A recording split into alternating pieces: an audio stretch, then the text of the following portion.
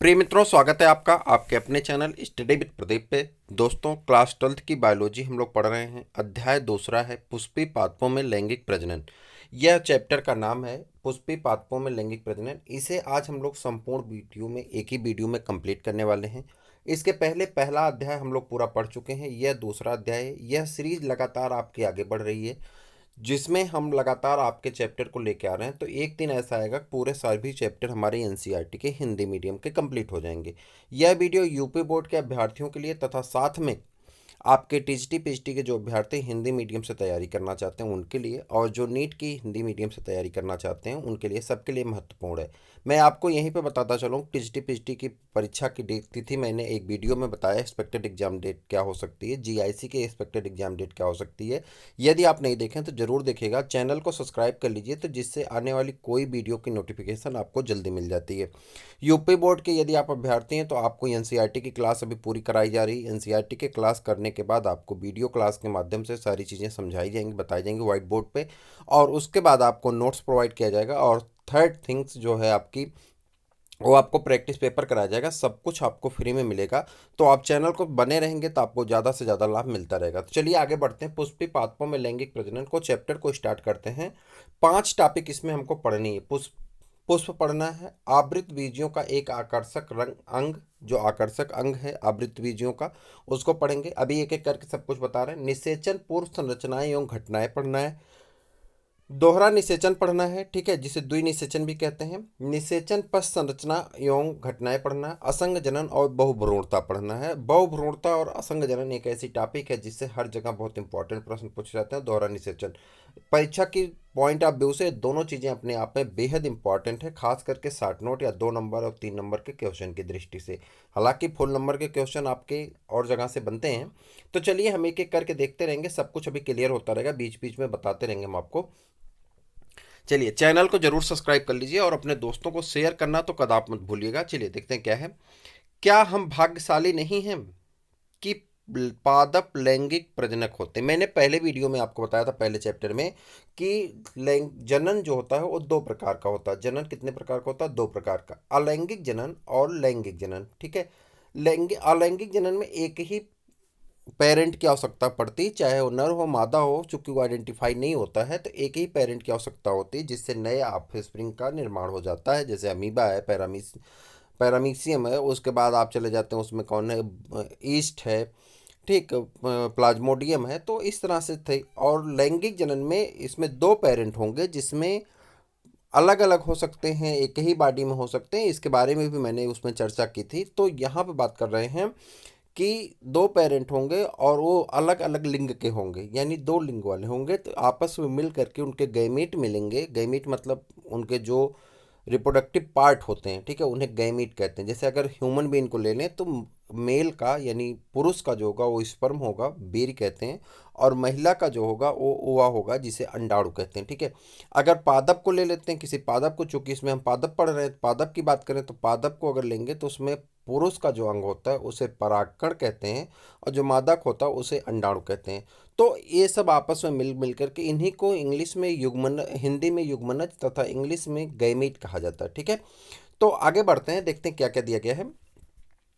असंख्य प्रकार के पुष्प आप पौधे में देखते हैं, बहुत प्रकार के पुष्प पाए जाते हैं। अगर बागानों में चले जाएं तो कई प्रकार के आपके पुष्प पाए जाते हैं। एक एक पौधे में कई छोटे बड़े पुष्प आप देख सकते हैं, जिन्हें हम आनंद से टकटकी लगाकर देखते हैं।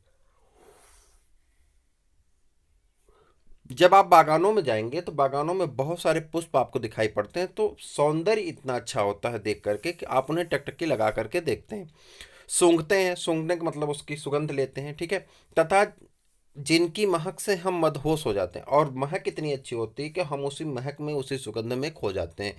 शाम के टाइम जब आप निकलेंगे या सुबह के टाइम जब निकलेंगे तो बहुत सारे अगर बागान है, खेती है, सब्जी की खेती की गई है, जहाँ पे उस फूल को आप सूंघने के उपयोग में नहीं लाते, लेकिन वहाँ आप देखेंगे छोटे फूल, बड़े फूल, अलग अलग कलर के फूल खिले हुए नजर आते हैं। तो आप कहीं ना कहीं उसके प्राकृतिक सौंदर्य जो होता है उसके तरफ आकर्षित होते चले जाते हैं। और इनके उनके भरपूर रंग आदि, यह सभी बातें उसके लैंगिक प्रजनन में सहायक होती हैं। पुष्प का अस्तित्व मात्र हमारे उपयोग के लिए नहीं है, सभी पुष्पी पादप लैंगिक प्रजनक प्रदर्शित करते हैं। पुष्पक्रमों, पुष्पों तथा पुष्पीय अंगों की संरचना की विविधता पर एक दृष्टि डालें तो वे अनुकूलन की एक व्यापक परिधि को दर्शाते हैं ताकि लैंगिक जनन का अंतिम उत्पाद फल और बीज की रचना सुनिश्चित हो सके। आइए इस अध्याय में आकार की यानी उनकी संरचना के बारे में, उनके रंग रूप के बारे में, उनकी संरचना के बारे में, पुष्पीय पादपों यानी आवृत्त बीजों के लैंगिक प्रजनन को समझने का प्रयास करते हैं। देखिए, आपने 11th में पढ़ा था कि जब आपने पढ़ा था बायोलॉजिकल क्लासिफिकेशन, तो उसमें आपने पढ़ा था कि पौधे क्या होते थे। बायोलॉजिकल क्लासिफिकेशन नहीं, तीसरा चैप्टर जब आप पढ़े थे पादप का, वो किंगडम, जगत पादप, जगत पादप किंगडम प्लांटी जब पढ़े थे तो वहाँ पे आपने पढ़ा था कि इन्हें ब्रायोफा एल्गी में रखा गया था, ब्रायोफाइटा, टेरिडोफाइटा, जिम्नोस्पर्म और लास्ट में एंजियोस्पर्म। तो एंजियोस्पर्म ही एक ऐसा, जिसे आवृत्त बीजी कहते हैं, एक ऐसा पौधा होता है जिसमें पुष्प बनता है। बाकी ये चार जो थे, जैसे एल्गी, ब्रायोफाइटा, टेरिडोफाइटा, जिम्नोस्पर्म, ये चार जो थे, ये चारों में पुष्प का निर्माण नहीं होता है। बात यहाँ आप कर रहे थे कि जो यहाँ पे ब्रायोफाइटा होता है, ब्रायोफाइटा का पादप जगत का उभयचर कहा जाता है। क्या कहते हैं? एम्फीबिया ऑफ प्लांट किंगडम, इससे पादप जगत का उभयचर कहा जाता है। यह प्रश्न आपसे एग्जाम में भी पूछा गया है और कंपटीशन के एग्जाम में पूछा गया है कि पादप जगत का उभयचर किसे कहा जाता है, तो आप कहेंगे ब्रायोफाइटा को कहते हैं। क्या कहते हैं? ब्रायोफाइटा को कहते हैं। तो पादप जगत का क्या कहा जाता है? उभयचर कहा जाता है। याद रखेंगे। चलिए आगे बढ़ते हैं। पुष्प आवृत बीजियों का एक आकर्षक अंग, इसी को हमको पढ़ना है। पहली टॉपिक है हमारी, पहली टॉपिक स्टार्ट होती है। पांचों टॉपिक को एक ही वीडियो में कवर करेंगे, ठीक है?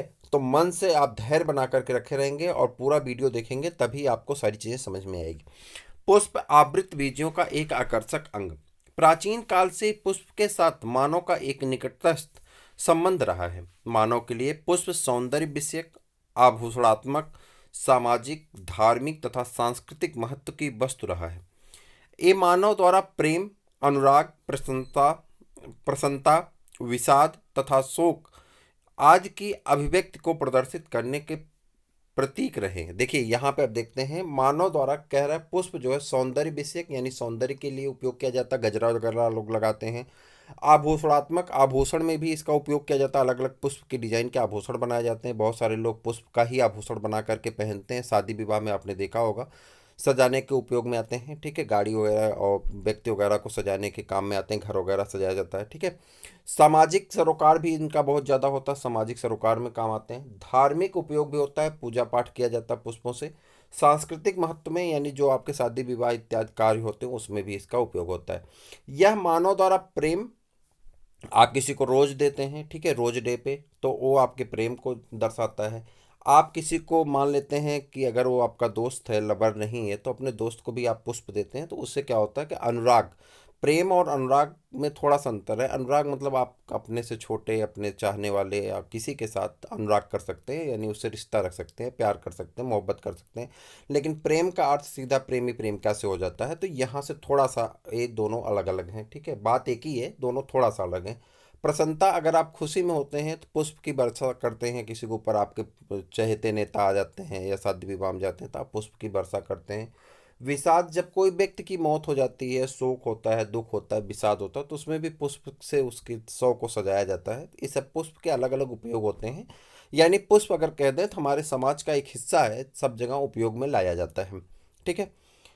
कम से कम ऐसे 5 पुष्पों की सूची बनाएं जिनका आभूषणात्मक यानी श्रृंगारिक महत्व हो। यानी आपके इर्द गिर्द पाए जाने वाले 5 पुष्पों को आप चुनें जिनका आभूषण में उपयोग किया जाता हो, ठीक है, महत्व, और जिन्हें घर एवं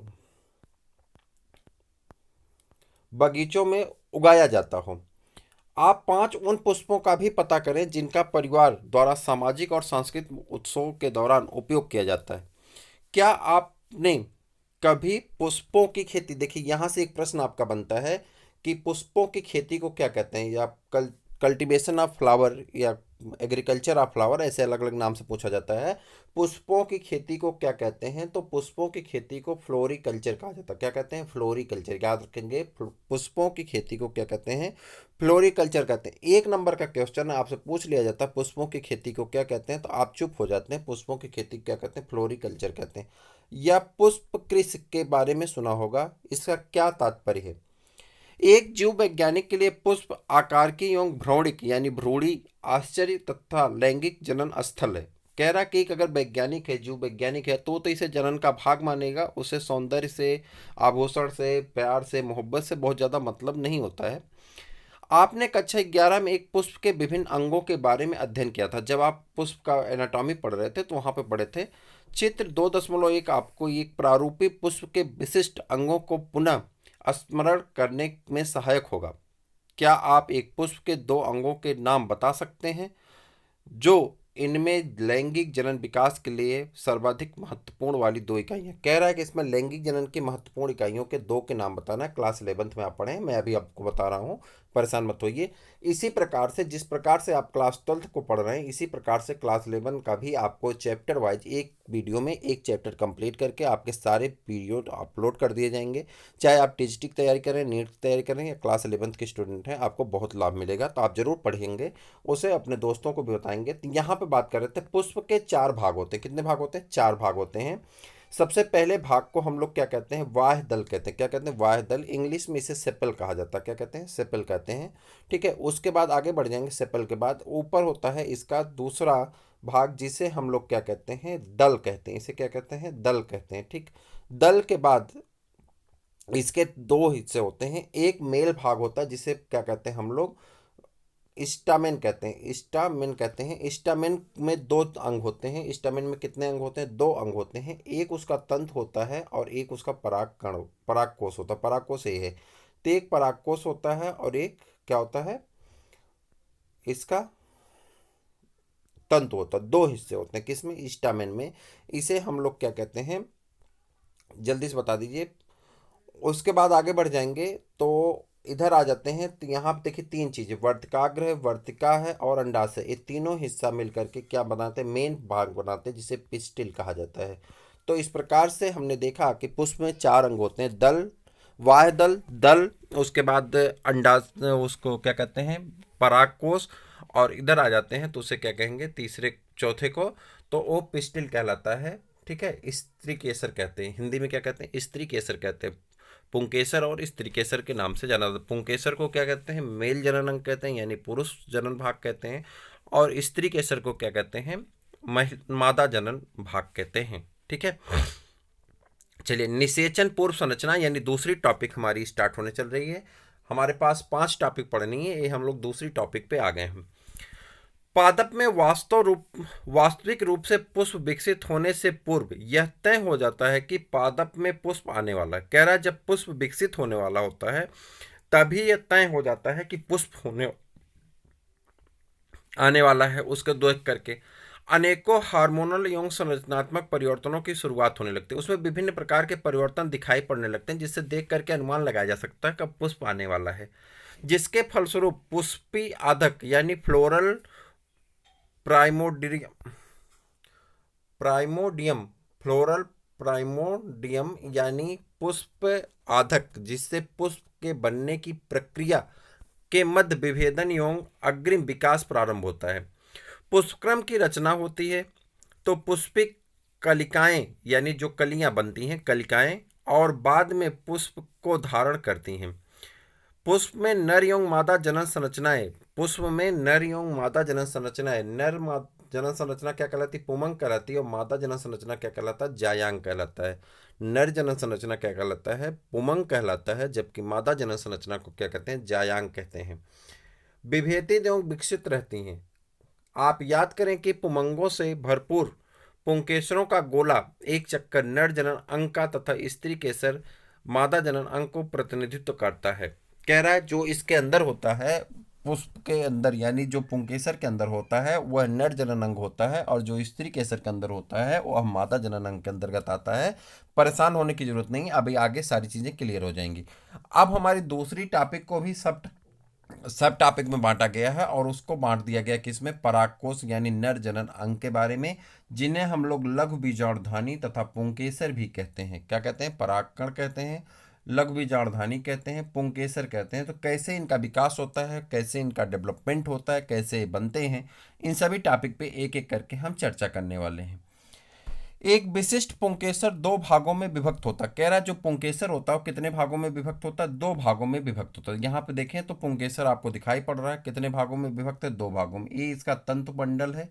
और उसके बाद जब ऊपर जाएंगे तो ऊपर जाने के बाद यहाँ पे इसको परागकोश दिखाई पड़ रहा है। तो दो भागों में बटा होता है। कौन बटा होता है दो भागों में? जो पुंकेसर होता है कितने भागों में बटा होता है? दो भागों में विभेदित होता है।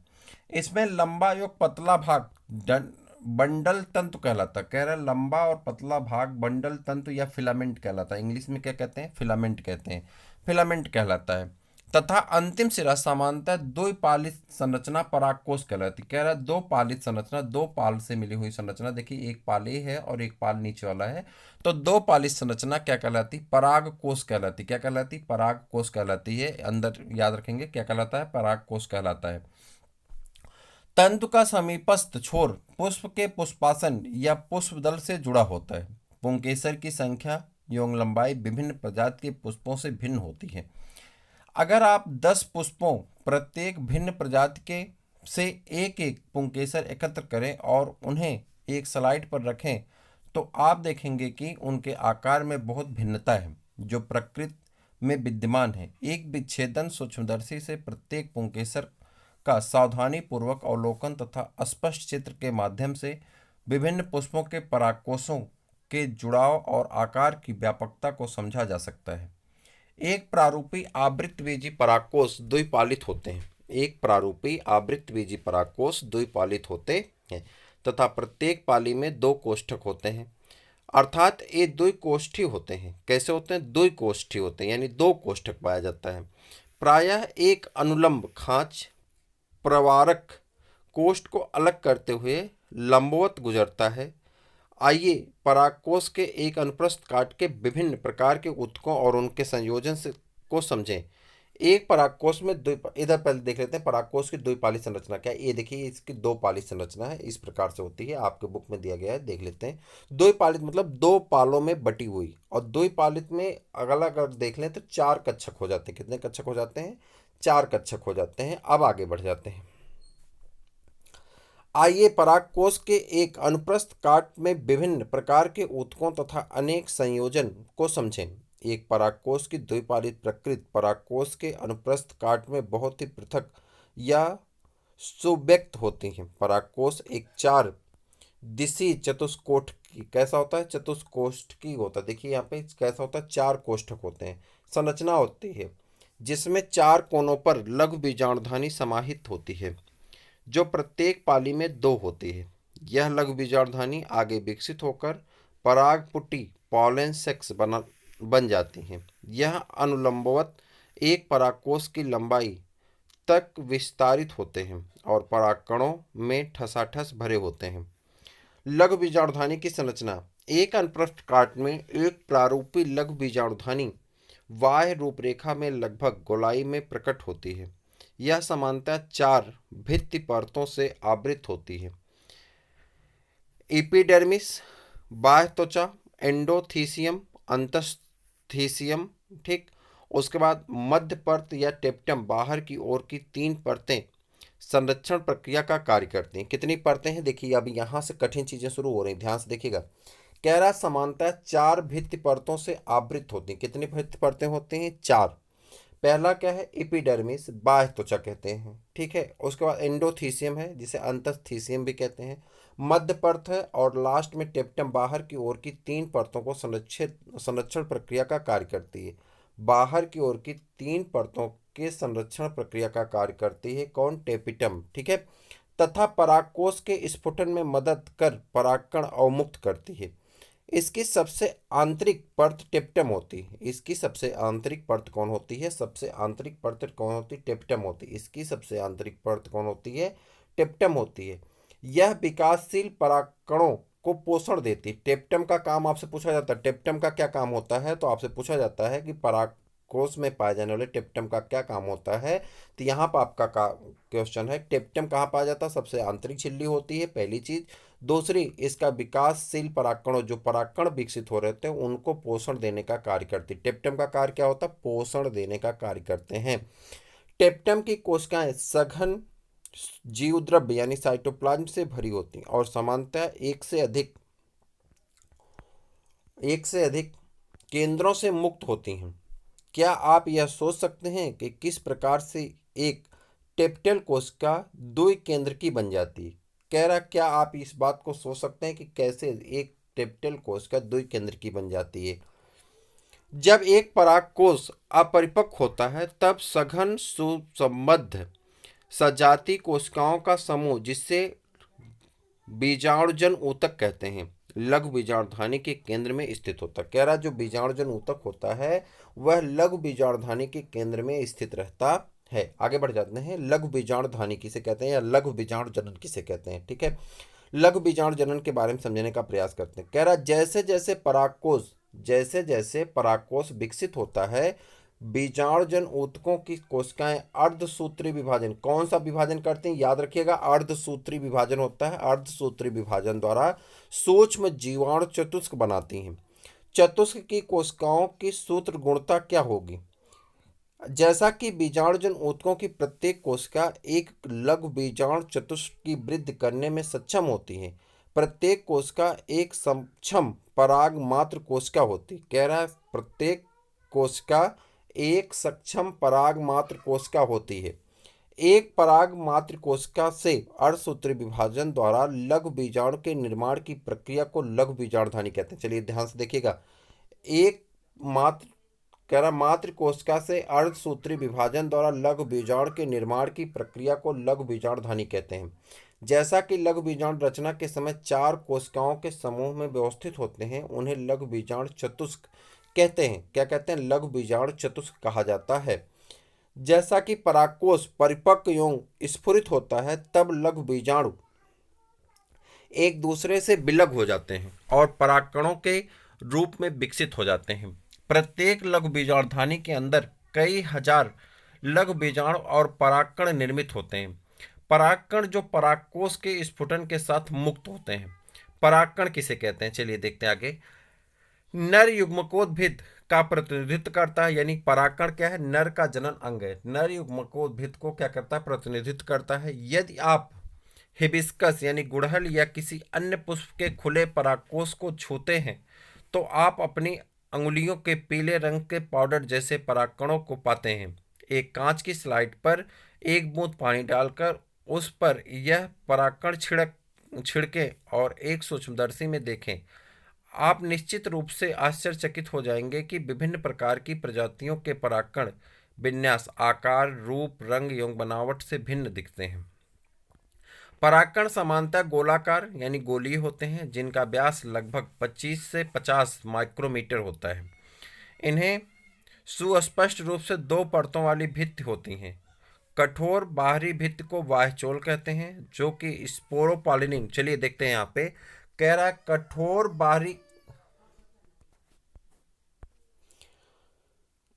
बाहरी भित्त को बाह्यचोल कहते हैं। ध्यान से देखिएगा, कठोर बाहरी भित्त को क्या कहते हैं? बाह्यचोल कहते हैं। एक सेकेंड, हाँ, तो यहां से देखेंगे तो इस किसका बना होता, क्वेश्चन यहीं से पूछा जाता है। आपको अगर यकीन ना हो तो आप जाइएगा प्रैक्टिस पेपर में देखिएगा तो वहां मिल जाएगा। कह रहा है कठोर बाहरी भित्त को बाह्यचोल कहते हैं, ठीक है, जो कि स्पोरोपॉलिनिन, ये क्वेश्चन पूछा गया, एक दो बार नहीं पूछा गया, बल्कि केबीएस, टीजीटी, पीजीटी और जीआईसी मिलाकर के दसों बार पूछा गया है कि जो बाह्यचोल होता है, या ऐसे पूछा जाता है कि जो ये क्या कहते हैं परागकण होता है, परागकण की जो ऊपरी भित्त होती है वह किसकी बनी होती है? तो याद रखिएगा किसकी बनी होती है? स्पोरोपॉलिनिन की बनी होती है। किसकी बनी होती है? स्पोरोपॉलिनिन की बनी होती है। जो सर्वाधिक ज्ञात प्रतिरोधक कार्बनिक सामग्री क्या है? कार्बनिक सामग्री का बना होता है। स्पोरोपॉलिनिन किसका बना है? कार्बनिक पदार्थ है। स्पोरोपॉलिनिन किसका बना है? कार्बनिक पदार्थ होता है। यह उच्च ताप तथा सुदृढ़ अम्लों एवं क्षारों के सम्मुख टिक सकती। कह रहा है कि यह अगर उच्च ताप, बहुत ज़्यादा तापमान हो और कोई सुदृढ़ अम्ल हो, अगर एसिड डाला जाए तो और क्षार को डाला जाए तो उसके सम्मुख भी टिक सकती है, यानी आसानी से गलेगी नहीं, जिससे परागकण जो अंदर है वो खराब नहीं होता है। अभी तक ऐसा कोई एंजाइम पता नहीं चला जो स्पोरोपॉलिनिन को निम्नीकृत कर सके, यानी उसे तोड़ सके। ऐसा कोई एंजाइम पता नहीं चला है। एसर्शन रीजन का क्वेश्चन है। अभी तक ऐसा कोई एंजाइम पता नहीं चला है जो स्पोरोपॉलिनिन को निम्नीकृत यानी तोड़ सकने की क्षमता रखता हो। परागकण के बाह्यचोल में सुस्पष्ट द्वारक या रंध्र होते हैं। कह रहा है उसमें छोटे छोटे द्वारक पाए जाते हैं, रंध्र पाए जाते हैं, जिन्हें जनन छिद्र कहते हैं। क्या कहते हैं? जनन छिद्र कहते हैं। यहाँ पर स्पोरोपॉलिनिन अनुपस्थित होता है। जहाँ जनन छिद्र होता है वहाँ पे स्पोरोपॉलिनिन नहीं पाया जाता। जहाँ पे जनन छिद्र होता है वहाँ पे स्पोरोपॉलिनिन नहीं पाया जाता है। परागकण जीवाश्मों की भांति बहुत अच्छे से संरक्षित होते हैं क्योंकि उनमें स्पोरोपॉलिन की उपस्थिति होती है। बाह्य चोल में प्रतिमानों और डिजाइनों की एक आकर्षक सारणी स्तंभों की पंक्तियां प्रदर्शित की जाती हैं। क्या आपका क्या विचार है? बाह्य चोल सख्त कठोर होना चाहिए? जनन छिद्र के क्या कार्य होते हैं? ठीक है, 2-3 क्वेश्चन पूछे गए हैं, सब आपके आंसर नीचे मिल जाएंगे। परागकण की आंतरिक भित्त को बाह्यचोल कहा जाता है। परागकण की आंतरिक भित्त को क्या कहते हैं? माफ करिएगा, परागकण की आंतरिक भित्त को अंतःचोल, बाह्यचोल नहीं, अंतःचोल कहा जाता है। यह एक पतली और सतत परत है। पतली और सतत मतलब लगातार वाली परत है जो सेलुलोज और पेक्टिन की बनी होती है। याद रखिएगा आप, जो बाह्य चोल है वो किसका बना है? स्पोरोपॉलिनिन का बना है, स्पोरोपॉलिनिन का बना है। जबकि जो अंतः चोल है, अंतः चोल किसकी बनी? सेलुलोज की और यहाँ पे पेक्टिन की बनी है। अगर आपने गलत किया तो आपका क्वेश्चन जाने वाला है। एक बहुत इंपॉर्टेंट क्वेश्चन यहाँ पे आपका है कि बाह्य चोल किसका बना होता है? स्पोरोपॉलिनिन का, और अंतः चोल सेलुलोज तथा पेक्टिन का बना होता है। याद रखेंगे। परागकण का जीवद्रव्य साइटोप्लाज्म एक प्लाज्मा भित्ति से आवृत होता है। जब परागकण परिपक्व होता है तब उसमें दो कोशिकाएं, कायिक कोशिका और जनन कोशिका समाहित होती है। कायिक कोशिका बड़ी होती है जिसमें प्रचुर खाद्य भंडार तथा एक विशाल अनियमित आकृति का केंद्रक होता है। जनन कोशिका छोटी होती तथा कायिक कोशिका के जीव द्रव्य में तैरती रहती। यह तुर्क आकृत घने जीवद्रव्य और एक केंद्रक वाला है। 60% से अधिक आवृतबीजी पादपों में के परागकण इस दो कोश की चरण में झड़ते या संगलित होते हैं। शेष प्रजातियों में जनन कोशिका समसूत्री विभाजन द्वारा विभक्त होकर परागकण के झड़ने से पहले 3 चरणी 2 नर युग्मकों को बनाते हैं। अनेक प्रजातियों के परागकण कुछ लोगों में गंभीर एलर्जी एवं श्वसन वेदना पैदा करती हैं, जो कभी कभी चिरकालिक श्वसन विकार, दमा, श्वसनी शोथ आदि के रूप में विकसित हो जाती है। यह बताया जा सकता है कि भारत में आयातित गेहूं के साथ आने वाली गाजर घास, पार्थीनियम जिसे कहते हैं, भारत में गेहूं के साथ आने वाली पार्थीनियम घास की उपस्थिति सर्वव्यापक हो जाती है, जो परागकण एलर्जी का कारण होता है या परागकण एलर्जी का कारण होता है। परागकण पोषणों से भरपूर होते हैं। हाल के वर्षों में आहार संपूरकों के रूप में पराग गोलियां यानी टेबलेट्स के रूप लेने का प्रचलन बढ़ा है। पश्चिमी देशों में भारी मात्रा में पराग उत्पाद गोलियों एवं सिरप के रूप में बाजारों में उपलब्ध हैं। पराग खपत का यह दावा है कि यह खिलाड़ियों और धावकों, अश्वों यानी घोड़ों की कार्य दक्षता में वृद्धि करती है। ये देखिए, पराग के कुछ है पॉलन प्रोडक्ट्स हैं, बी पॉलेंस हैं। ठीक है, तो ये टेबलेट्स आते हैं, जो टेबलेट्स क्या हैं, अलग अलग लोगों के लिए आते हैं, अलग अलग प्रकार की दवाइयों में उपयोग किए जाते हैं, जो क्रीम के रूप में भी आते हैं, टेबलेट्स के रूप में भी आते हैं, सिरप के रूप में भी आते हैं और उपयोग में लाए जाते हैं, जो डॉक्टर बताएंगे कि आपको कौन सा दवा किस काम में आती है। परागकण जब एक बार झड़ते हैं तो ये अपनी जीवन क्षमता यानी अंकुर क्षमता खोने से पहले वर्तिकाग्र पर गिरते हैं। यहाँ यदि आवश्यकता हुई तो निषेचन करते हैं। आपके विचार से परागकण के जीवन क्षमता कितने समय तक रहती है? कौन सा परागकण कितने समय तक जीवन क्षम रहता है? बहुत विविधताएं पाई जाती हैं। बहुत हद तक यह विद्यमान तापमान और आर्द्रता पर निर्भर करता है। कुछ अनाजों जैसे धान एवं गेहूं में परागकण अपनी जीवन क्षमता बहुत जल्दी लगभग 30 मिनट में ही खो देते हैं, जबकि गुलाबवत यानी रोजेसी कुल के और लिग्युमिनेसी तथा सोलेनेसी आदि कुछ सदस्यों के परागकणों की जीवन क्षमता महीनों तक बनी रहती है। आपने शायद सुना हो कि कृत्रिम गर्भाधान के लिए मानव सहित बहुत से जानवरों में वीर्य शुक्राणुओं का भंडारण किया जाता है। बहुत से प्रजाति के परागकणों को द्रव नाइट्रोजन में, जिसका तापमान कितना होगा तो आप देख लीजिए, -196 डिग्री सेंटीग्रेड, कितना है, -196 डिग्री सेंटीग्रेड पे रखा जाता है, द्रव नाइट्रोजन में रखा जाता है। नाइट्रोजन किस रूप में होती है? गैस के रूप में नहीं होती, द्रव के रूप में होती है, यानी लिक्विड फेज में होता है। उसमें रखा जाता है किसको? बहुत से प्रजातियों के परागकणों को किस में रखा जाता है? द्रव नाइट्रोजन में रखा जाता है। कई वर्षों तक भंडारित करना संभव है। इस प्रकार से भंडारित पराग का उपयोग बीज भंडार बैंक की भांति पराग भंडारों यानी बैंकों के रूप में फसल प्रजनन कार्यक्रम के लिए किया जाता है। ये थे पराग के कुछ भाग, कुछ अंग, हिस्से। अब आगे बढ़ते हैं। दूसरी टॉपिक आ जाती है आपकी स्त्री केसर, गुरु बीजाणुधानी, बीजांड और भ्रूणकोश। इतने टॉपिक हैं इसमें। स्त्री केसर जिसे आप मादा जनन अंग कहेंगे, मादा भाग कहेंगे, ठीक है। गुरु बीजाणुधानी कहते हैं उसे, और क्या कहते हैं? भ्रूणकोश कहते हैं। जायांग पुष्प के स्त्री जनन अंग का प्रतिनिधित्व करता है। जायांग पुष्प के स्त्री जनन अंग का प्रतिनिधित्व करता है। जायांग एक स्त्री केसर यानी एक अंडपी, यह बहुअंडपी यानी बहु अंडपी जिसे बहु स्त्री केसर हो सकते हैं। यहाँ पर एक से अधिक होते हैं। वहाँ स्त्री केसर आपस में संगलित यानी युक्तांडपी हो जा सकते हैं, या फिर से आपस में स्वतंत्र वियुक्तांडपी। प्रत्येक स्त्रीकेसर में तीन भाग होते हैं, वर्तिकाग्र, वर्तिका और अंडाशय। कितने भाग होते हैं? तीन भाग होते हैं, वर्तिकाग्र, वर्तिका और अंडाशय। वर्तिकाग्र परागकणों के अवतरण मंच का काम करता है। वर्तिका एक दीर्घ वृत्त पतला गहरा भाग है जो वर्तिका के नीचे होता है। स्त्रीकेसर के आधार पर उभरा फूला हुआ भाग अंडाशय होता है। अंडाशय के अंदर एक गर्भाशयी गुहा कोष्ठक होती है। गर्भाशयी गुहा के अंदर की ओर अपरा यानी नाड़ स्थित होती है। आप कक्षा 11 में पढ़ी हुई अपरा की परिभाषा और प्रकारों का स्मरण करें। मैं आपको बताऊंगा क्लास 11th वाली जब क्लास कराऊंगा तब। अपरा से उत्पन्न होने वाली दीर्घ बीजाणुधानी सामान्यतः बीजांड कहलाती हैं। एक अंडाशय में बीजांडों की संख्या एक यानी गेहूं, धान, आम से लेकर के अनेक यानी पपीता, तरबूज और आर्किड हो सकती हैं।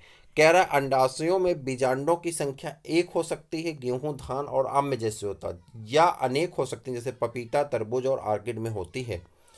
गुर बीजाणुधानी बीजांड। आइए एक प्रारूपी आवृत्त बीजी बीजांड की संरचना से परिचित हों। बीजांड एक छोटी सी संरचना है जो एक वृत्त या बंडल, जिसे बीजांड वृत्त कहते हैं, द्वारा अपरा से जुड़ी होती है। बीजांड की काया बीजांड वृत्त के साथ नाभिका नामक क्षेत्र में संगलित होती है। अतः यह नाभिका बीजांड और बीजांड वृत्त के संधि बिंदु का प्रतिनिधित्व करती है।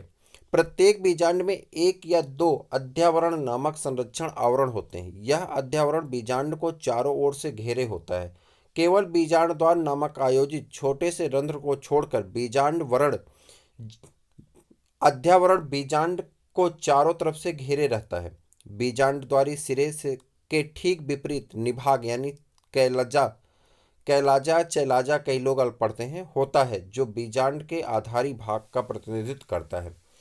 अध्यावरणी से घिरा हुआ कोशिकाओं का एक पुंज होता है जिसे बीजांड काय कहते हैं। बीजांड काय केंद्रक की कोशिकाओं में प्रचुरता से आरक्षित आहार सामग्री होती है। बीजांडकाय भ्रूणकोश या मादा युग्मकोद्भिद बीजांडकाय में स्थित होता है। एक बीजांड में सामान्यतः एक अकेला भ्रूणकोश होता है जो एक गुर बीजाणु से निर्मित होता है।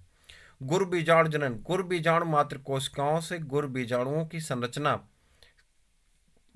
गुर बीजाणु जनन। गुर बीजाणु मात्र कोशिकाओं से गुर बीजाणुओं की रचना के प्रक्रम को गुर बीजाणु जनन कहते हैं।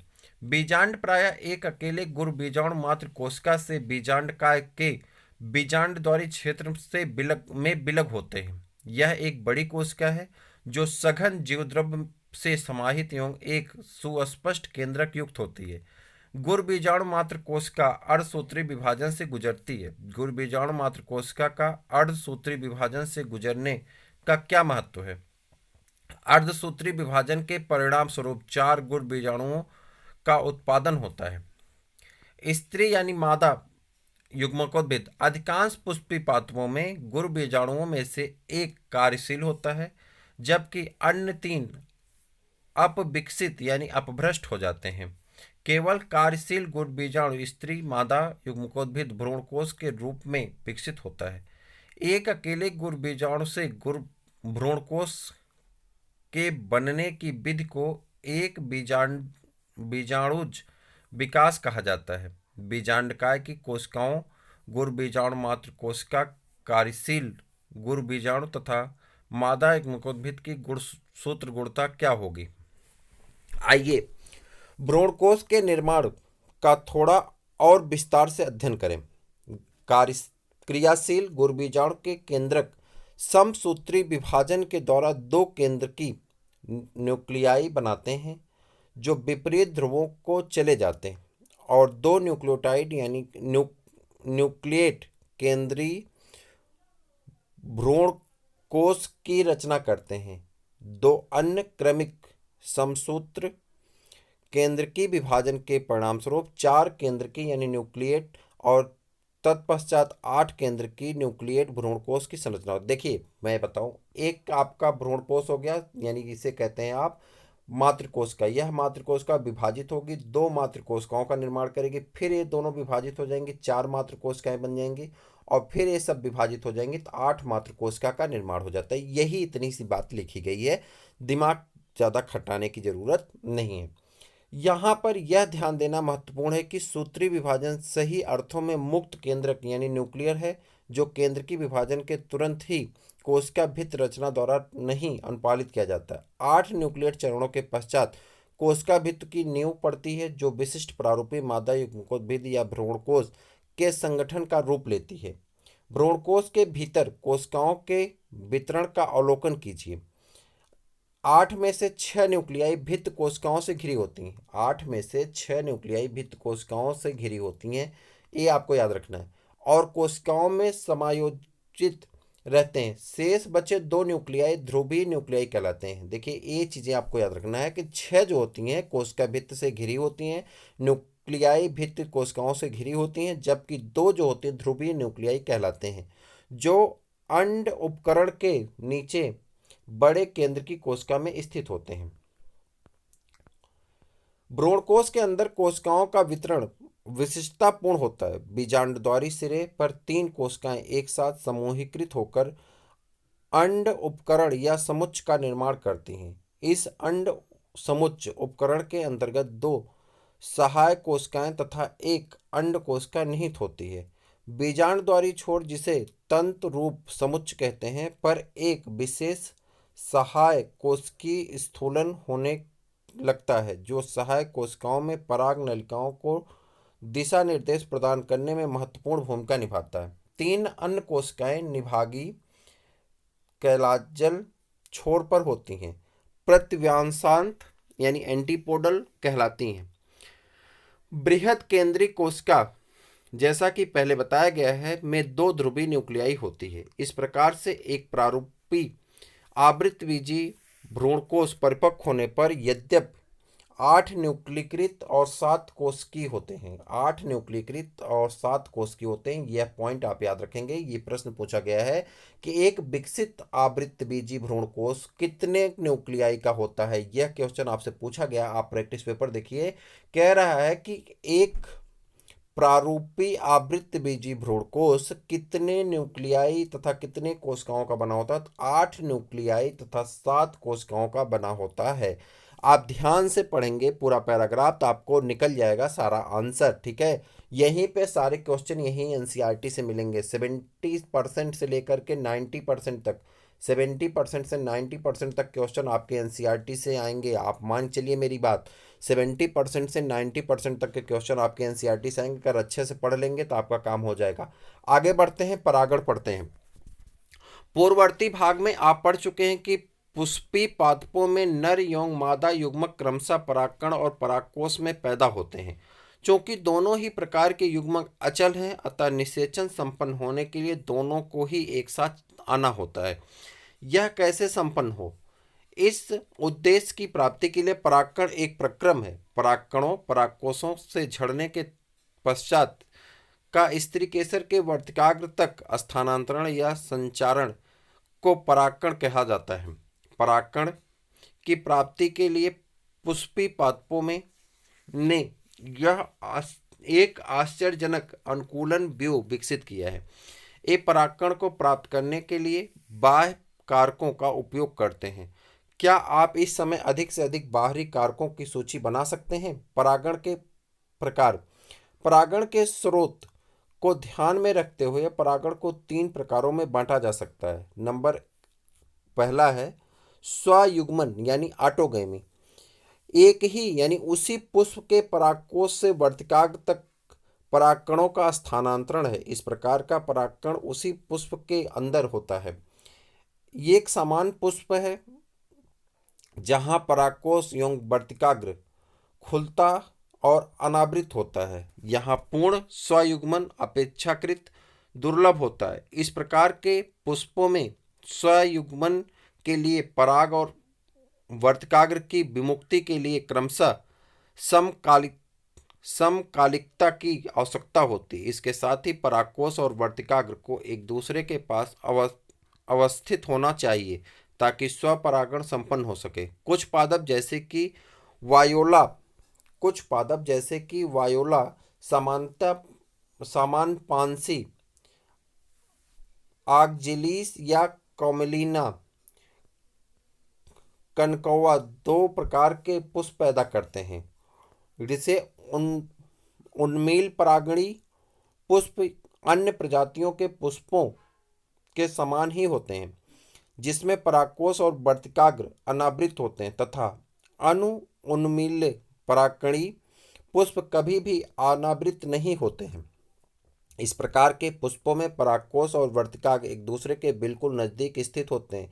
जब पुष्प कलिका में परागकोश स्फुटित होते हैं तब परागकण वर्तिकाग्र के संपर्क में आकर परागण को प्रभावित करते हैं। अतः उन्मील्य परागकणी पुष्प सदैव समयुग्मन होते हैं, क्योंकि यहाँ पर वर्तिकाग्र पट क्रॉस या पर परागण अवतरण के अनुसार नहीं होते हैं।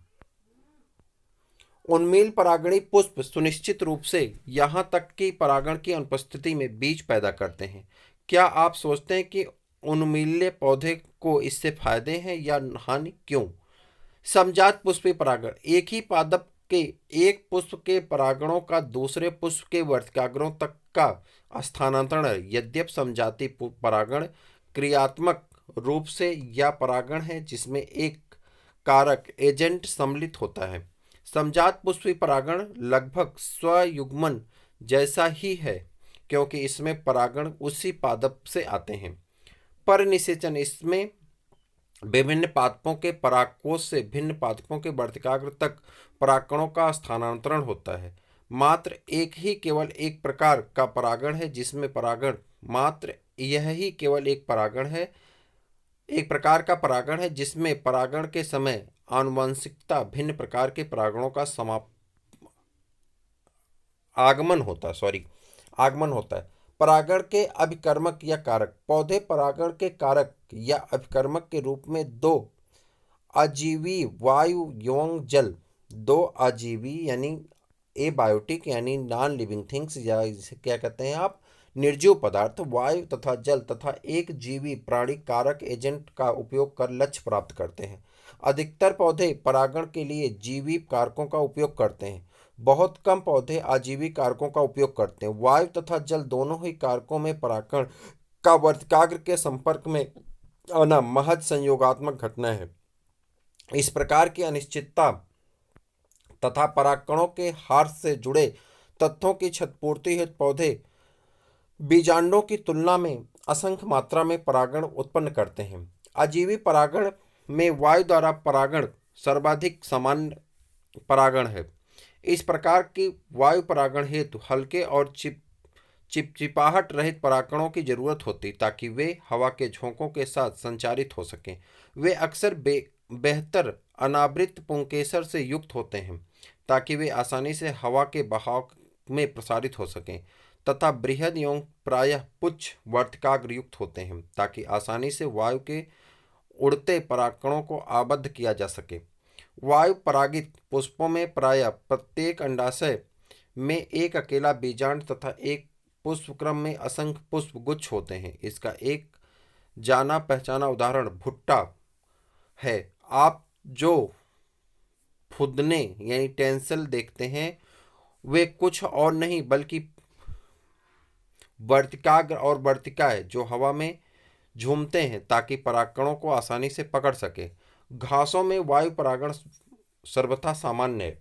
पुष्पी पादपों में पानी द्वारा परागण काफी दुर्लभ है। यह लगभग 30 वंशों तक सीमित है। कितने वंशों तक? 30 वंशों तक सीमित है। ठीक है, वह भी अधिकतर एक बीजपत्री पौधों में। इसमें इसके विपरीत आप स्मरण करें कि निम्न पादप समूह जैसे एल्गी, ब्रायोफाइटा और टेडोफाइटा आदि के नर युग्मक में परिवहन संचार का नियमित साधन जल ही है। यह विश्वास किया जाता है कि कुछ ब्रायोफाइट और टेडोफाइट का विस्तार केवल इसीलिए सीमित है क्योंकि नर युग्मकों के परिवहन एवं निषेचन हेतु जल की आवश्यकता होती है। जल परागित पादपों में कुछ उदाहरण जैसे कि वेलिसनेरिया तथा हाइड्रिला जो कि ताजे पानी में उगते हैं, और अनेक समुद्री घास जैसे जोस्टेरा आदि हैं। सभी जलीय पौधे जल को परागण के लिए उपयोग में नहीं लाते हैं। अधिकांश जलीय पौधे जैसे कि वाटर हाइसेंथ और वाटर लिली कुमुदनी पानी के सतह पर पैदा होते हैं और इनका परागण कीटों या वायु के द्वारा होता है, जैसा कि अधिकतर थली पादपों में होता है। देखिए, अब आपसे यही प्रश्न पूछा जाएगा कि जल में पाए जाने वाले ऐसे पौधे का नाम बताइए जिसका परागण कीटों से होता है।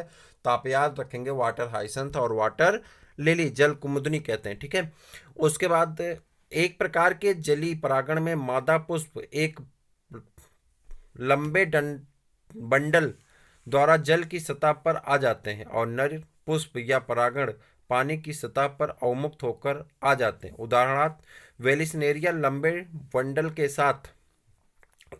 डंठल के साथ जल धाराओं में निष्क्रिय रूप से बहते रहते हैं। इनमें से कुछ के संयोगात्मक रूप से मादा पुष्प एवं वर्तिकाग्र तक पहुंच जाते हैं। एक अन्य समूह के जलीय परागण वाले पादपों जैसा कि समुद्री घास श्रीगासेस में मादा पुष्प जल के सतह के नीचे ही पानी में डूबा रहता है और परागकणों के जल के अंदर ही अवमुक्त किया जाता है। इस प्रकार की बहुत सारी प्रजातियों में परागण लंबे फीते जैसे होते हैं तथा जल के भीतर निष्क्रिय रूप से बहते रहते हैं। इनमें से कुछ एक वर्तिकाग्र तक पहुंच जाते हैं और परागण पूरा होता है।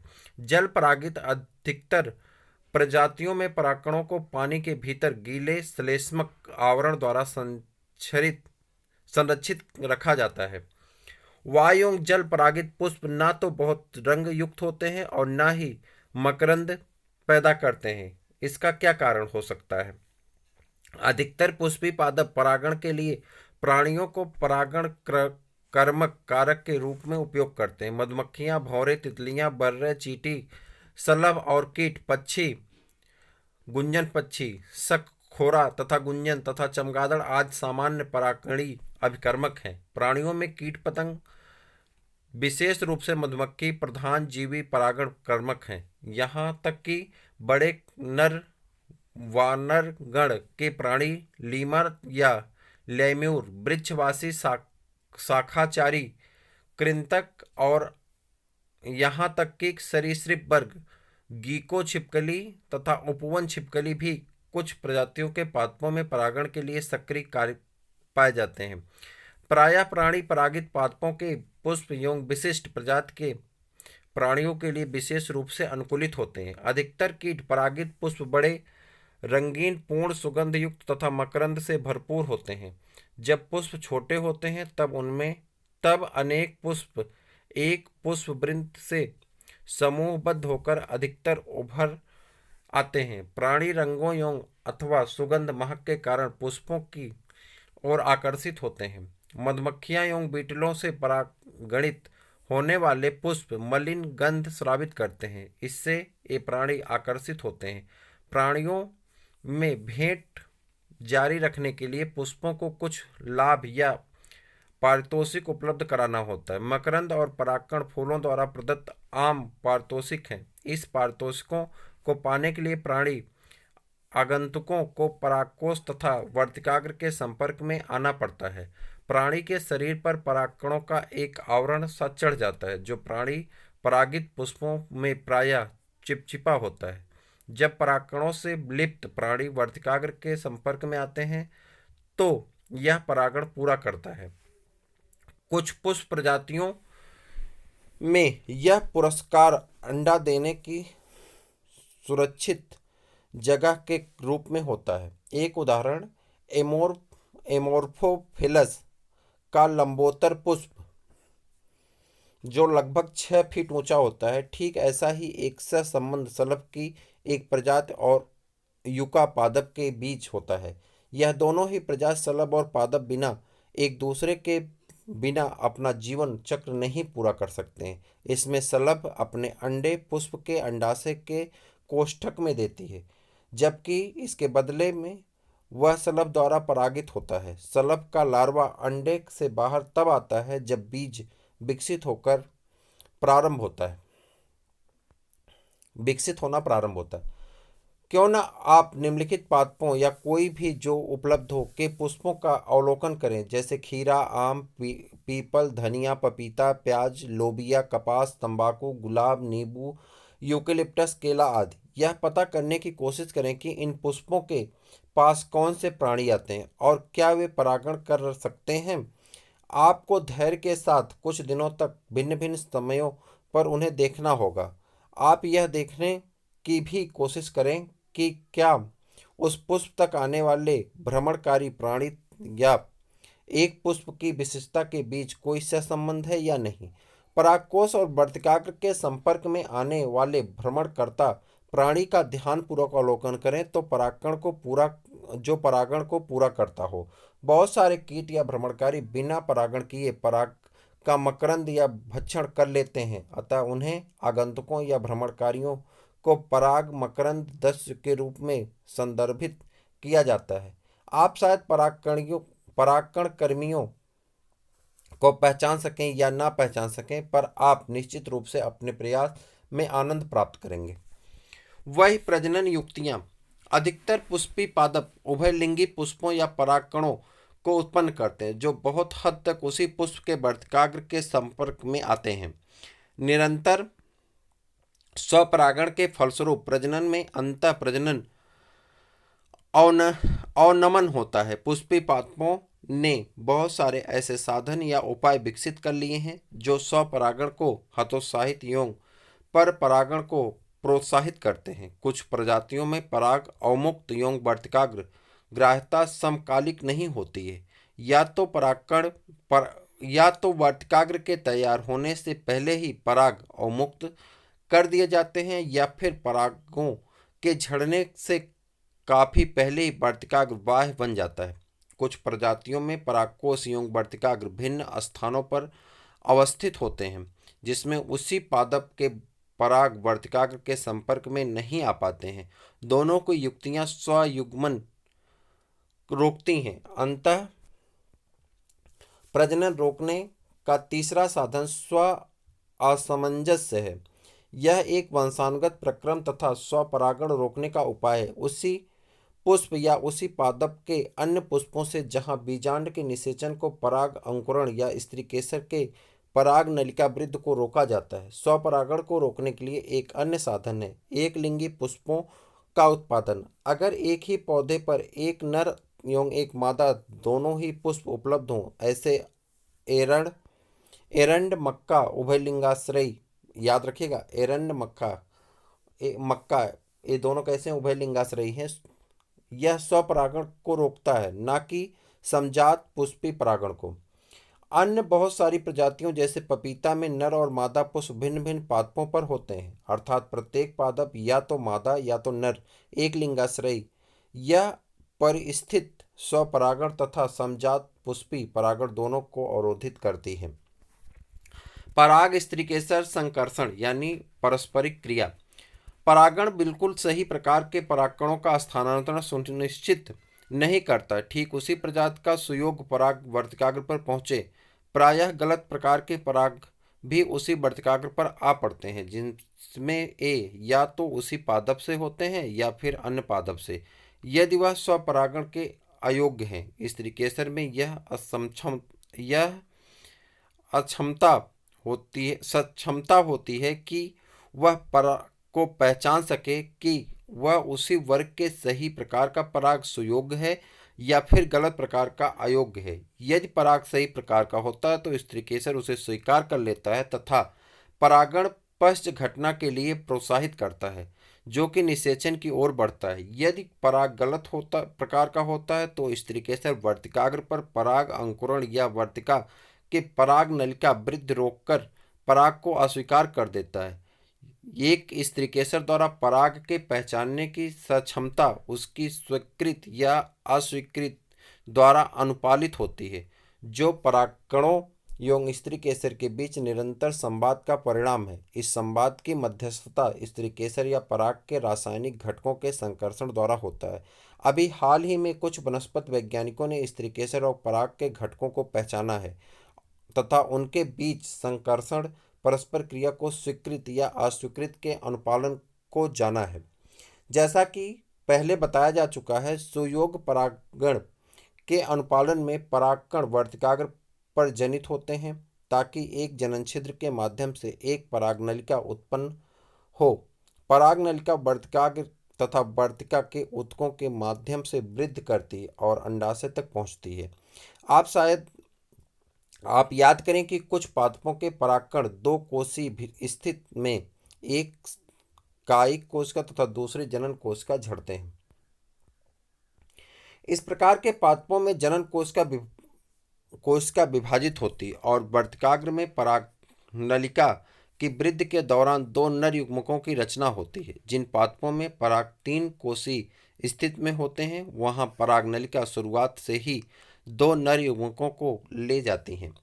पराग नलिका अंडाशय में पहुंचने के पश्चात बीजांड द्वार के माध्यम से बीजांड में प्रविष्ट करती और तत्पश्चात तंतुमय समुच्चय के माध्यम से एक सहायक कोशिका में प्रविष्ट करती हैं। हाल ही में बहुत सारे अध्ययन यह दर्शाते हैं कि सहायक कोशिका में बीजांड द्वारी हिस्से पर उपस्थित तंतु रूप समुच्चय पराग नलिका में प्रवेश को दिशा निर्देशित करती है। वर्तिकाग्र पर पराग अवस्थित होने से लेकर बीजांड में पराग नलिका के प्रविष्ट होने तक की सभी घटनाओं को पराग स्त्रीकेसर संकर्षण के नाम से संबोधित किया जाता है। जैसा कि पहले भी बताया गया है, पराग स्त्रीकेसर संकर्षण एक गतिक प्रक्रम है जिसमें पराग पहचान के साथ पराग को प्रोन्नत या अवनत द्वारा अनुपालन सम्मिलित है। इस प्रकार इस क्षेत्र के बारे में ज्ञान प्राप्त करने से पादप प्रजनकों को पराग स्त्रीकेसर संकर्षण के हेर फेर में यहाँ तक कि अयोग्य परागण के अपेक्षित संकर जांच प्राप्त करने में मदद प्राप्त होगी।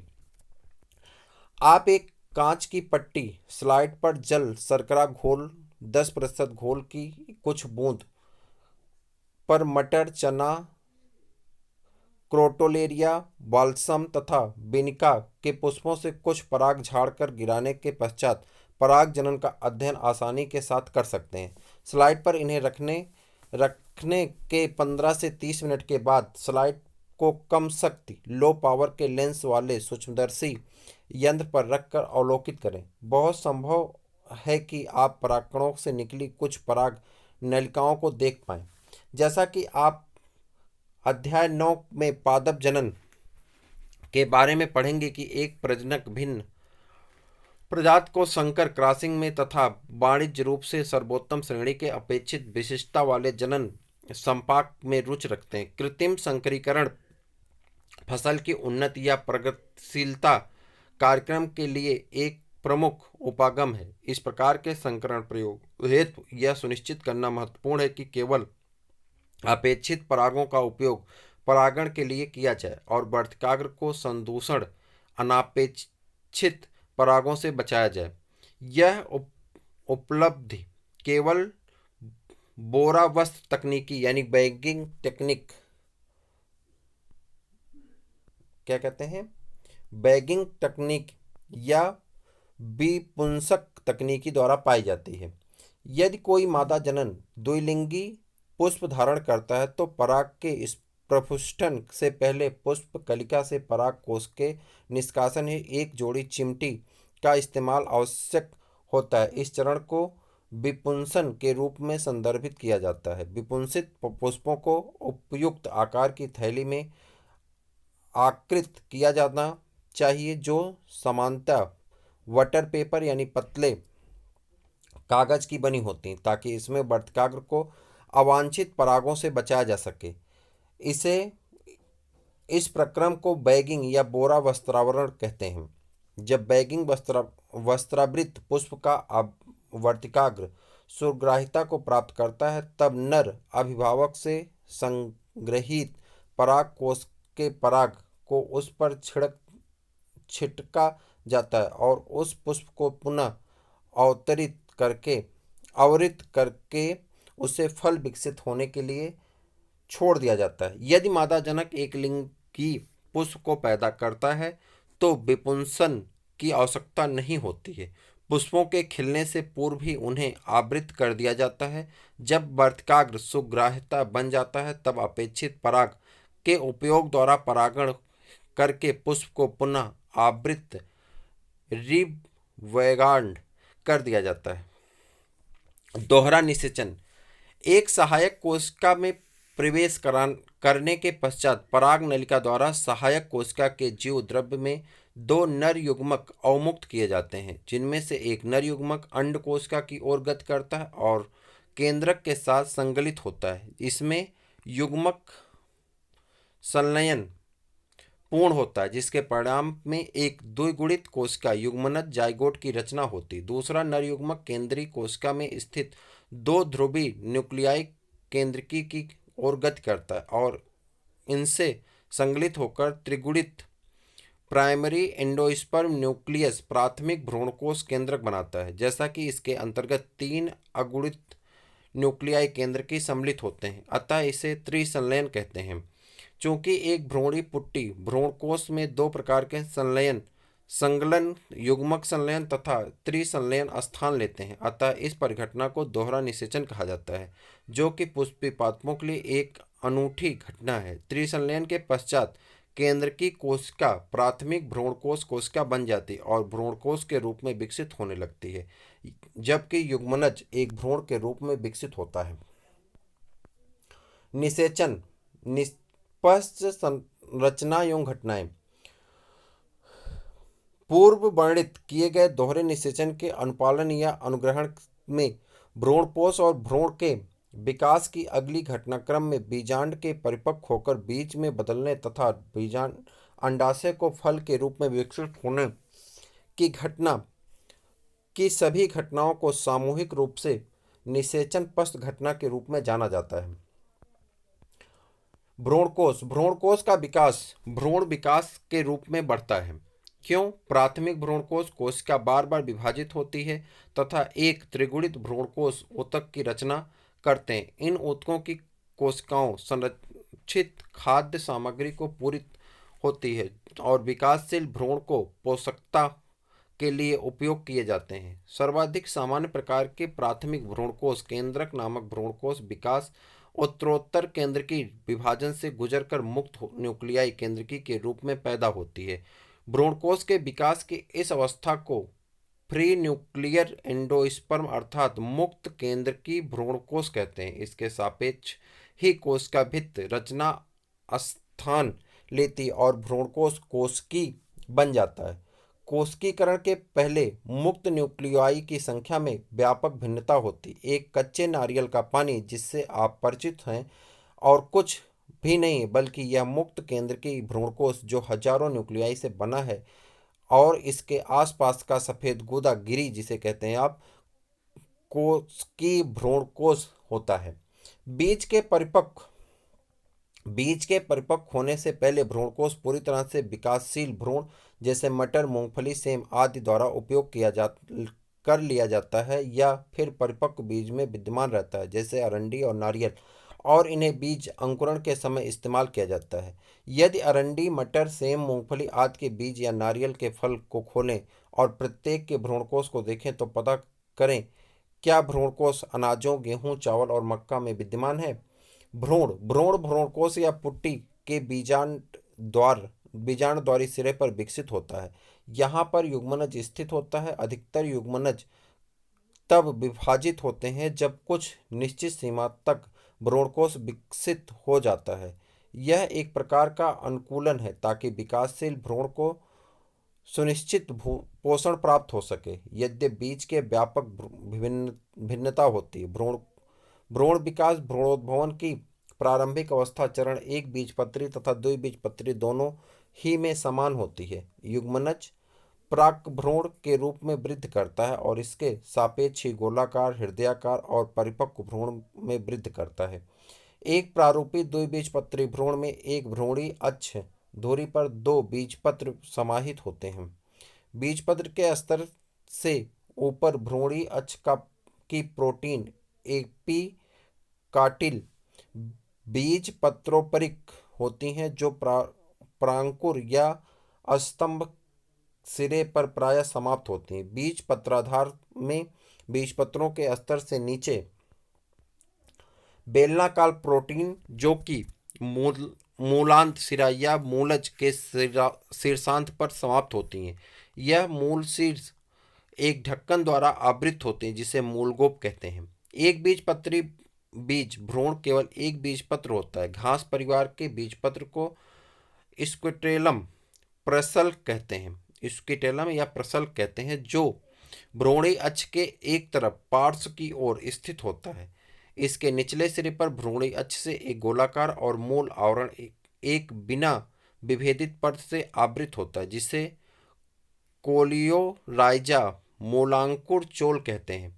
स्क्विटेलम के जुड़ाव के स्तर से ऊपर भ्रूणी अक्ष के भाग को बीज पत्रोपरिक कहते हैं।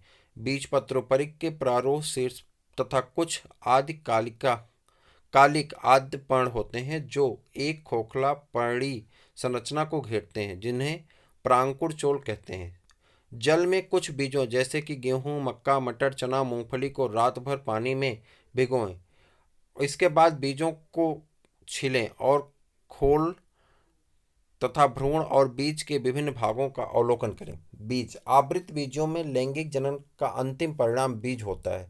इसको प्रायः एक निषेचित बीजांड के रूप में वर्णित किया गया है। बीज फलों के अंदर होता है। एक बीज के विशिष्ट रूप से बीज आवरण, बीजपत्र तथा एक भ्रूण अक्ष अखुआ समाहित होता है। भ्रूण का बीजपत्र एक सरल संरचना होती है। प्रायः आरक्षित आहार भंडारण के कारण फूली हुई यह स्थूल होती हैं जैसा कि लिग्यूम में होता है। परिपक्व बीज गैर एल्ब्यूमिन तथा एल्ब्यूमिनस रहित हो सकता है। गैर एल्ब्यूमिन बीज में अवशिष्ट भ्रूणपोष नहीं होता है क्योंकि भ्रूण विकास के दौरान यह पूर्णतया उपभुक्त कर लिया जाता है जैसे मटर, मूंगफली। एल्ब्यूमिन्स बीजों में भ्रूणपोष का कुछ भाग शेष रह जाता है क्योंकि भ्रूण विकास के दौरान इनका पूर्णतः उपयोग नहीं हो पाता जैसे कि गेहूं, मक्का, बाजरा, अरंड आदि में। कभी कभार कुछ बीजों में जैसे कि काली मिर्च तथा चुकंदर के बीजांडकाय न्यूसेलस भी शेष रह जाता है। अवशिष्ट उपस्थित बीजांडकाय पर भ्रूणपोष होता है। बीजांड का अध्यावरण बीज के ऊपर सशक्त संरचनात्मक आवरण बन जाता है। बीज के आवरण में बीजांड द्वार एक छोटे छिद्र के रूप में रह जाता है। बीज अंकुरण के समय यह ऑक्सीजन और जल में प्रवेश को सुगम बनाता है। जैसे जैसे बीज परिपक्व होता है उसके अंदर जल की मात्रा घटने लगती है तथा बीज अपेक्षाकृत शुष्क होता जाता है। फलस्वरूप सामान्यतः उपचयाचयी क्रिया धीमी पड़ने लगती है। भ्रूण निष्क्रियता की दशा में प्रवेश कर जाता है जिसे प्रसुप्ति कहते हैं। या यदि अनुकूलन परिस्थितियां उपलब्ध यानी पर्याप्त नमी, आर्द्रता, ऑक्सीजन तथा उपयुक्त तापमान होते हैं तो अंकुरित हो जाते हैं। जैसे जैसे बीजांड परिपक्व होकर बीज बनते हैं बीजांड एक फल के रूप में विकसित हो जाता है अर्थात बीजांड का बीज के रूप में तथा अंडाशय का फल के रूप में रूपांतरण साथ साथ चलता है। बीजांड की दीवार फल की दीवार छिलके के रूप में विकसित होती हैं जिसे फलभित कहते हैं। फल अमरूद, आम, संतरे आदि की भांति गूदेदार हो सकते हैं अथवा मूंगफली, सरसों आदि की भांति शुष्क भी हो सकते हैं। बहुत सारे फलों में अनेक बीजों के परिक्षेपण आदि विविध क्रिया विधियों विकसित की जाती हैं। आप फलों के वर्गीकरण तथा उनके परिक्षेपण क्रियाओं को याद करें जिन्हें आपने पहले की कक्षाओं में पढ़ा है। क्या एक अंडपी के अंदर बीजांड की संख्या तथा फलों के अंदर बीजों की संख्या के बीच कोई संबंध होता है? अधिकतर पादपों में जब एक अंडाशय से फल विकसित होता है तो उनके बीच पुष्पीय अंश अपहाश्रित यौन झड़ जाते हैं। हालांकि कुछ एक प्रजातियों में जैसे कि सेब, स्ट्रॉबेरी, अखरोट आदि में फल की रचना में पुष्पासन भी महत्वपूर्ण भागीदारी निभाता है। इस प्रकार के फलों को मिथ्या यानी आभासी फल कहते हैं। अधिकतर फल केवल अंडाशय से विकसित होते हैं और इन्हें यथार्थ या वास्तविक फल कहा जाता है। यद्यपि अधिकतर प्रजातियों में फल निषेचन का परिणाम होता है, परंतु कुछ ऐसी प्रजातियां भी हैं जिनमें बिना निषेचन के फल विकसित होते हैं। ऐसे फलों को अनिषेक जनित फल कहते हैं। इसका एक उदाहरण केला है। अनिषेक फलन की वृद्धि हार्मोन्स के प्रयोग से प्रेरित किया जा सकता है और एक प्रकार के फल बीज रहित होते हैं।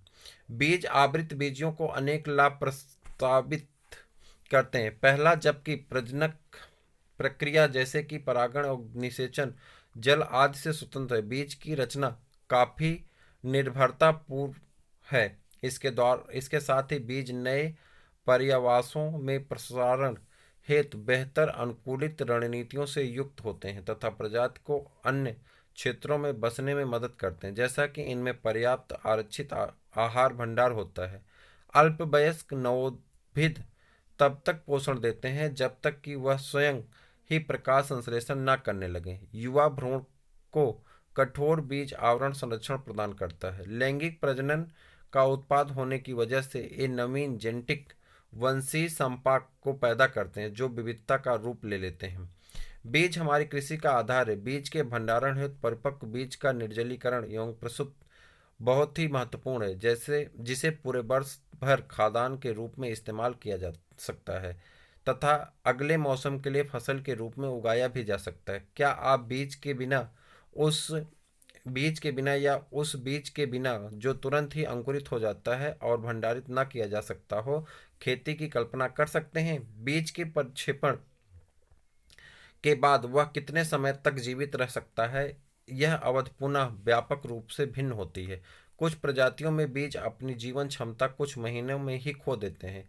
बहुसंख्य प्रजातियों में बीज कई वर्षों तक जीवनक्षम रहते हैं। कुछ बीज तो सैकड़ों वर्षों तक जीवित रह सकते हैं। यहाँ पर विश्व के प्राचीन जीवन सक्षम बीजों के अनेक रिकॉर्ड उपलब्ध हैं। एक प्राचीन बीज लूपिनस आर्किटिकस है जिसे आर्किड टुंड्रा से खनित किया जाता है। एक अनुमानित रिकॉर्ड 10,000 वर्षों की प्रसुप्ति के बाद बीज अंकुरण एवं पुष्पित हुआ था। हाल ही का एक रिकॉर्ड 2000 वर्ष पुराने खजूर के जीवनक्षम बीज फोएनिक्स डेक्टिलोफोरा का है, जिसे मृत सागर के पास किंग हेराल्ड के महल में पुरातात्विक खुदाई के दौरान खोज पाया गया था। पुष्पीय पादपों के लैंगिक प्रजनन के बारे में एक संक्षिप्त अध्ययन पूरा करने के बाद यह अधिक सार्थक प्रयास होगा कि कुछ पुष्पीय पादपों की विशाल उत्पादकीय क्षमता का परिज्ञान निम्नलिखित प्रश्नों को पूछ कर प्राप्त किया जाए। एक भ्रूण पुट्टी कोष में कितने अंडे मौजूद होते हैं? एक बीजांड में कितने भ्रूणकोष पुट्टी मौजूद होते हैं? एक अंडाशय में कितने बीजांड मौजूद होते हैं? एक प्रारूपी पुष्प में कितने अंडाशय होते हैं? एक पादप पर कितने पुष्प मौजूद होते हैं? और ऐसे ही प्रश्न। क्या आप कुछ ऐसे पादपों के बारे में सोच सकते हैं जिनमें फलों की बहुत भारी संख्या में बीज मौजूद हैं? इस प्रकार की श्रेणी में आर्किड फल आते हैं, जो प्रत्येक फल में 1000 लघु बीज समाहित होते हैं। उसी प्रकार के मामले में कुछ परजीवी प्रजाति के फल जैसे कि ओरोबैंकी और स्ट्राइगा हैं। क्या आपने फाइकस अंजीर के लघु या सूक्ष्म बीज देखा है? एक छोटे से अंजीर फाइकस के बीज में कितना विशाल पादप तैयार होता है? प्रत्येक अंजीर का पौधा कितने लाख बीज पैदा करता है? क्या किसी अन्य उदाहरण की कल्पना कर सकते हैं? यहाँ इस प्रकार के एक लघु बीज के वर्षों तक इस प्रकार के विशाल जीव समूह पैदा किया जाता है। असंग जनता एवं बहुभ्रूणता पांचवी टॉपिक है इस श्रृंखला की और अंतिम टॉपिक है असंग जनता और बहुभ्रूणता। यद्यपि सामान्य तौर पर बीज निषेचन के परिणाम हैं, कुछ एक पुष्पी पादपों जैसे कि एस्ट्रेसिया तथा घासों के बिना निषेचन के ही बीज पैदा करने की प्रक्रिया विकसित कर ली है। इसे असंग जनता कहते हैं। बिना निषेचन के पैदा हुए फल को क्या कहते हैं? इस प्रकार से असंग जनता अलिंगी प्रजनक है जो लैंगिक प्रजनन का अनुहारक है। असंग जननी बीजों के विकास से सैकड़ों तरीके हैं। कुछ प्रजातियों में द्विगुणित अंडाशय का निर्माण बिना अर्धसूत्री विभाजन के होता है, जो बिना निषेचन के ही भ्रूण में विकसित हो जाता है।